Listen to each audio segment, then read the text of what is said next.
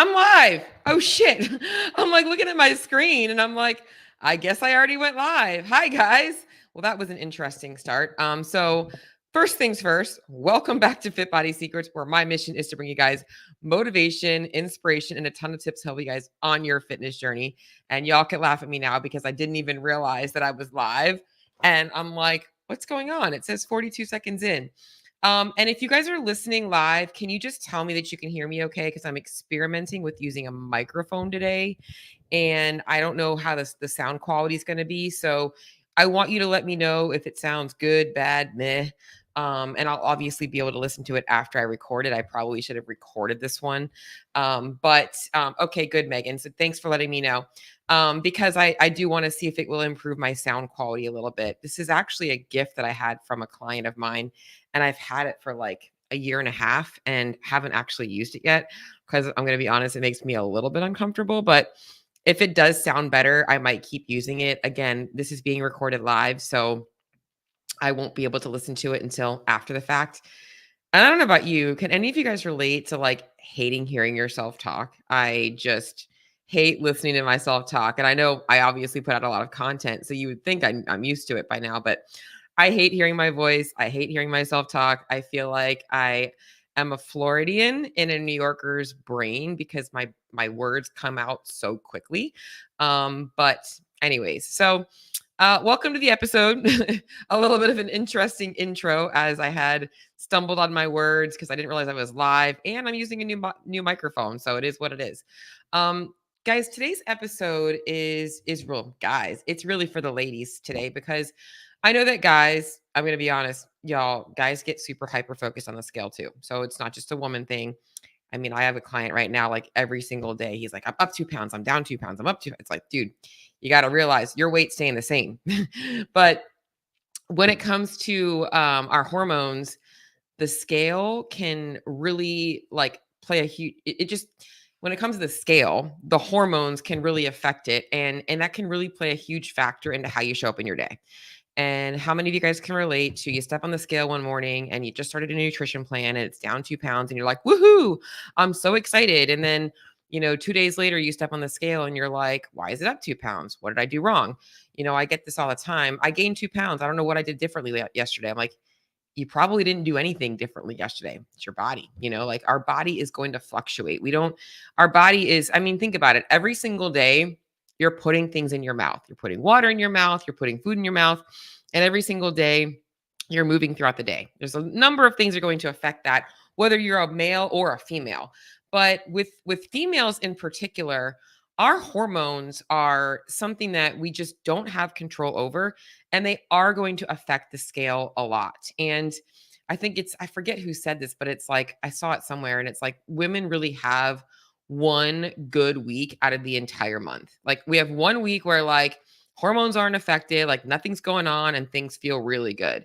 And if guys understood that, they might be a little bit more patient with us because the other 3 weeks kind of suck. I mean, we're dealing with something hormonally.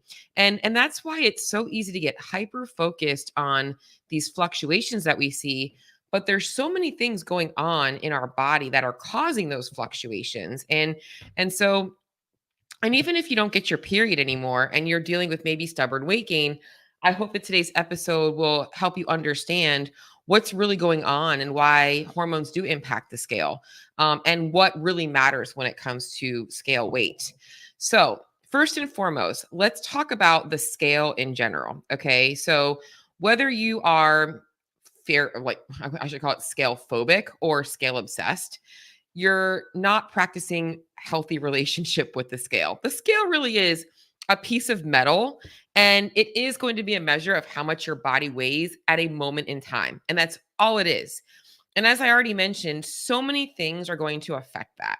However, when you have goals or you're trying to make sure that you're maintaining goals or not gaining weight or whatever it might be, you you do want to be able to track your weight just like you would track your blood pressure, your blood sugar, anything else. And what you're looking for is average changes over time. And people, especially in a fat loss phase, are so hyper conditioned to look at the days and the weeks. And we really need to be looking at the month trends and the year trends. Like that's really what matters. In fact, If people can think back, if you can think back, if you're somebody that has put on weight, think back to when you gained weight. You didn't just wake up one day 15 or 20 pounds heavier. It likely happened gradually over the course of 6 to 12 months, maybe even 24 to 36 months. You don't know when it happened. It just started to slowly creep up.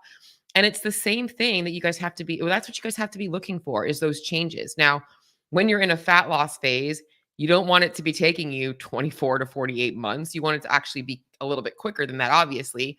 But you're still looking at overall more around the monthly trends rather than the daily or the weekly trends. And I will say this, in a fat loss phase, I am a little bit more focused on the average weekly trends, but I also look at my clients' monthly trends as well. So I know when to expect those weight spikes and when to come down. And what I'm watching for each month is that those weight spikes come down as their weight trends go down. And that's really the overall goal.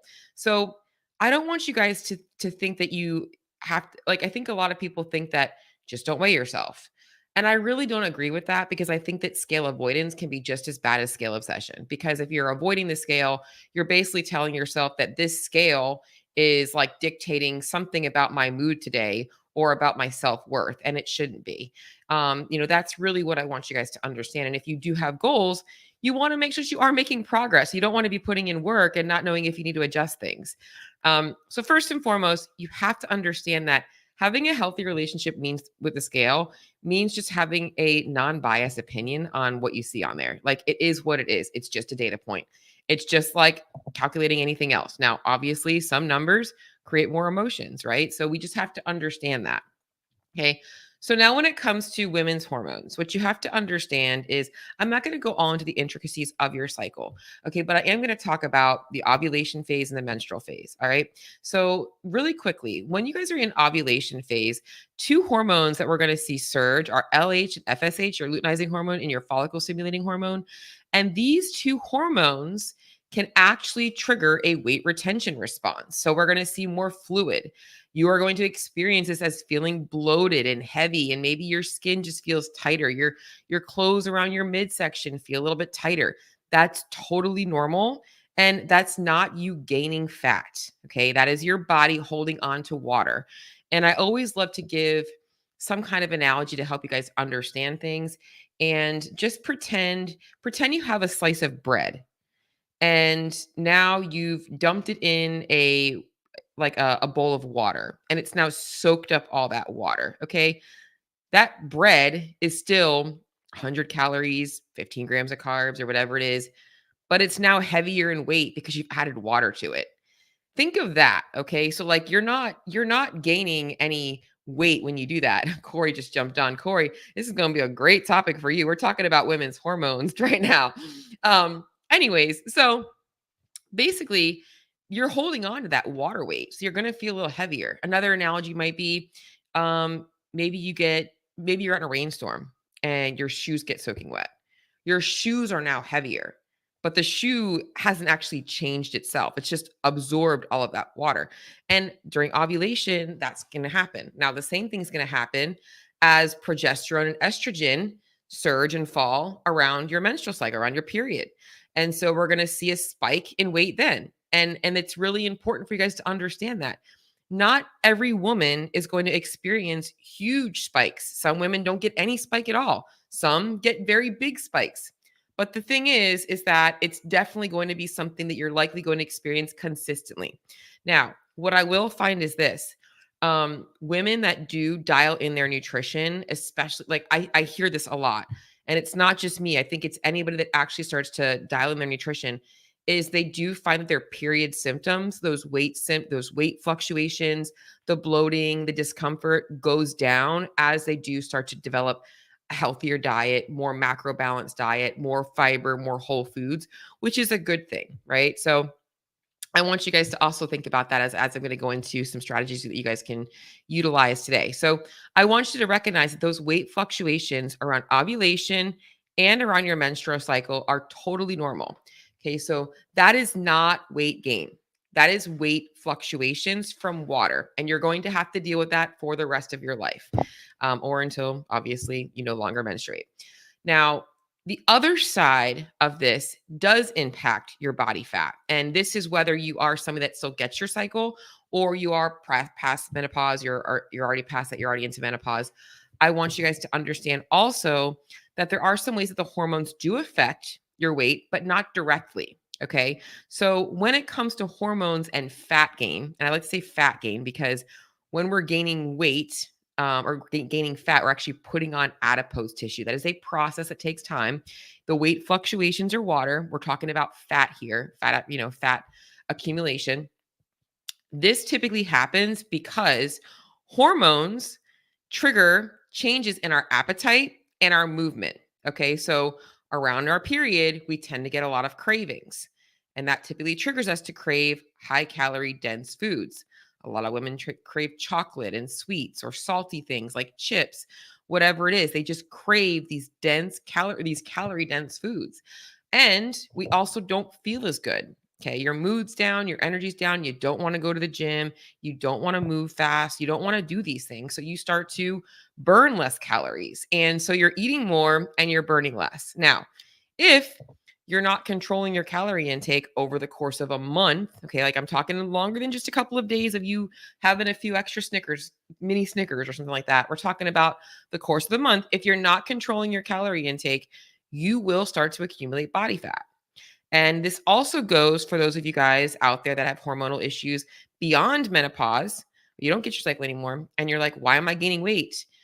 It's because of these problems. Your hormones have now triggered other changes, and that's causing you to want to eat more and move less. And that's what's really causing the fat adaptation or the fat accumulation, is because you're not moving as much, you're eating more, you're creating a calorie surplus unintentionally.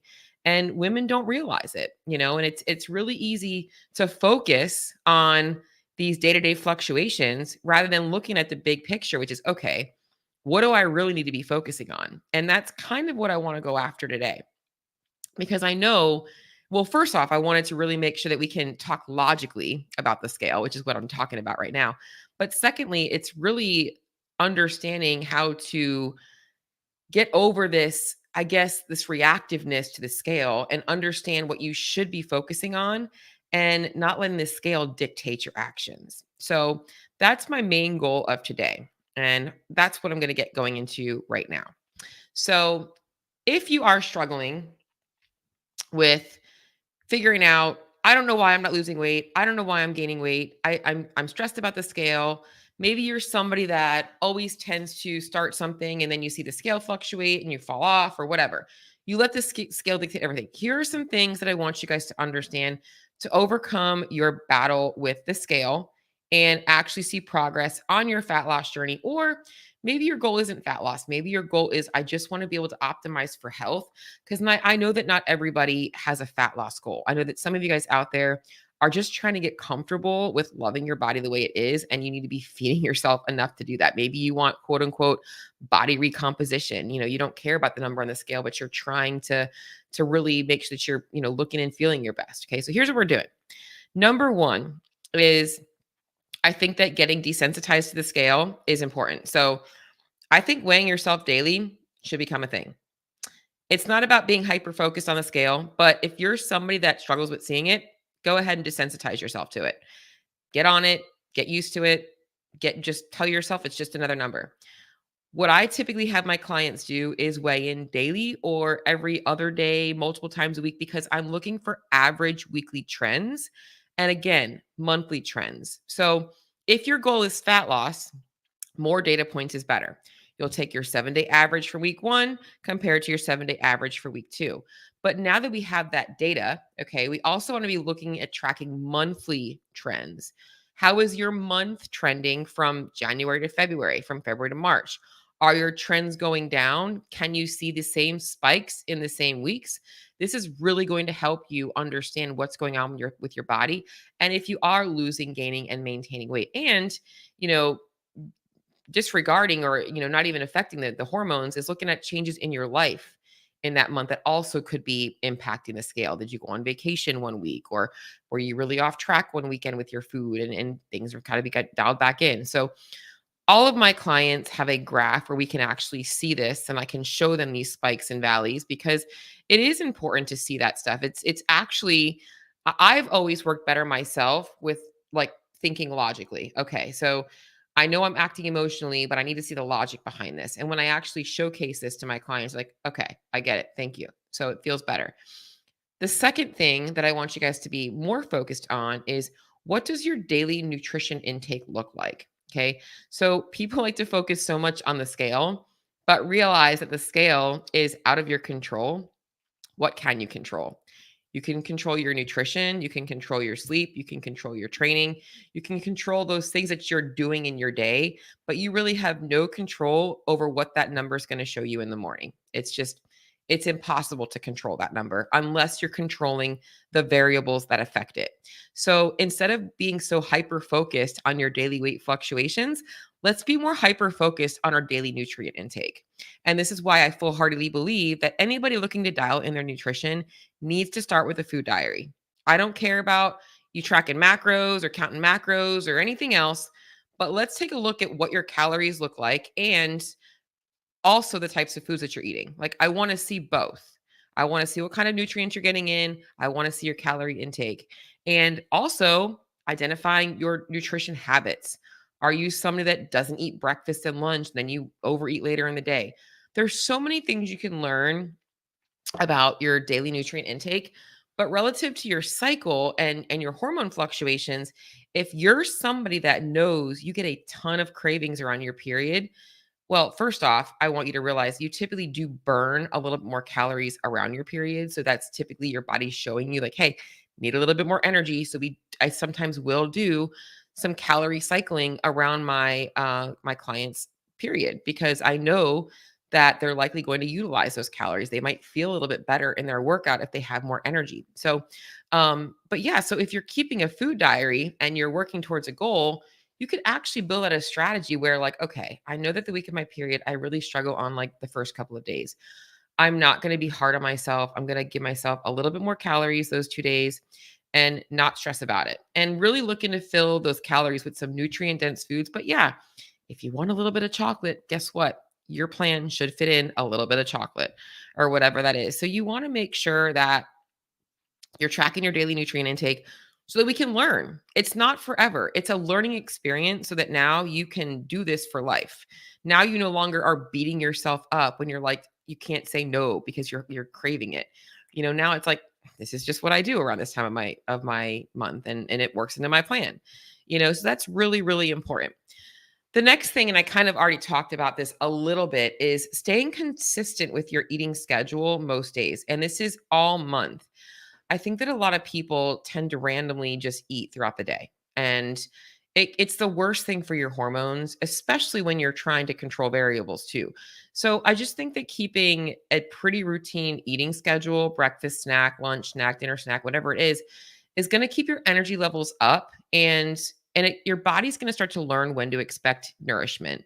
And that's going to make you feel better even around your cycle.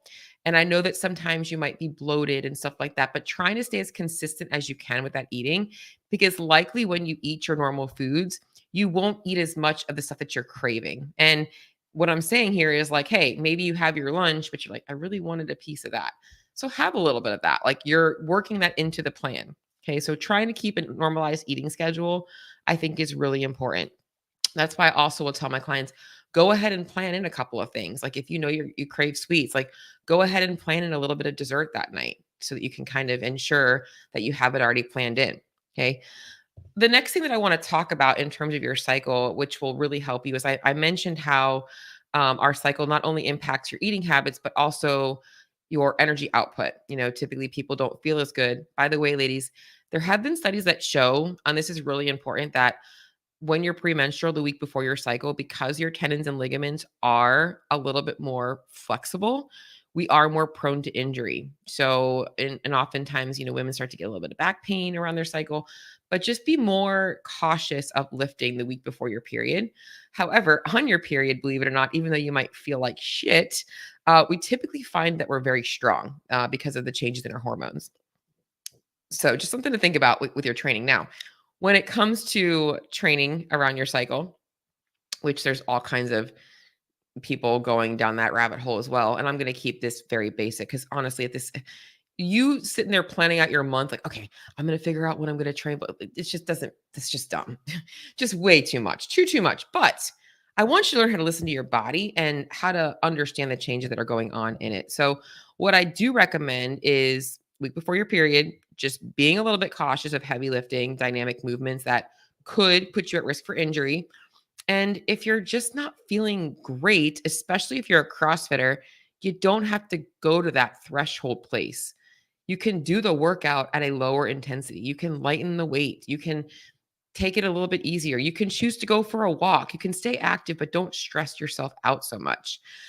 Because that's really important is that we're staying consistent with our training. Training actually will help improve your mood, improve your energy levels, keep you limber, but not if it's going to make you feel like shit because you can't like hit a time or a score or a weight, like just allow yourself to just move your body and not feel stressed about it.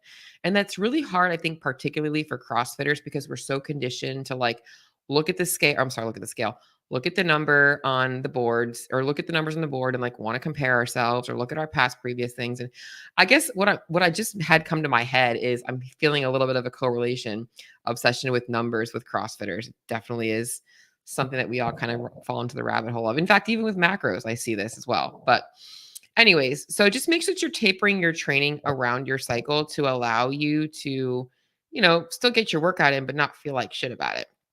And the last one that I'm going to talk about is important, not just for your hormones, but for your overall goals as well. If you're looking to lose body fat, build muscle, perform better, fix your hormones, any of this stuff, guys, ladies, I keep saying guys, ladies, well, guys as well, you guys need to be eating enough food. You need to be eating enough. I mean, at the end of the day, if you're constantly restricting yourself, and you're not getting results, you're really not doing anything beneficial because you likely don't feel good. You likely feel like shit. And then you're probably binging because you feel like shit. And then you're having to restrict again. So you're getting nowhere and your weight's staying the same, anyways. And your hormones aren't being supported. So I really think that learning how to maximize your calorie intake and your food quality and your macros, all that stuff is going to give you the most power over your nutrition, over your body, over how you feel. It is the most empowering thing when you've spent your life focusing on restricting yourself, feeling guilty about eating, even feeling guilty about like having some chocolate around your period, when all that stuff can be just put to rest by learning to eat enough food. And that is 100% going to help you guys more than anything. So, if you do not know how much you should be eating, and this is important, if you're not sure, where should I be starting? I'm using these online calculators. And you're not really sure. Maybe you're looking for some strategies to help you, be able to cycle things a little bit differently around your period because this is you. You run into this problem every time your period comes up. If you're looking to optimize your nutrition, and maybe you're not, maybe this isn't even cycle related, but you're like, yeah, that's me. I'm having a hard time staying consistent. And I use the scale as my only measure is I want you guys to reach out and I have the option for a free assessment.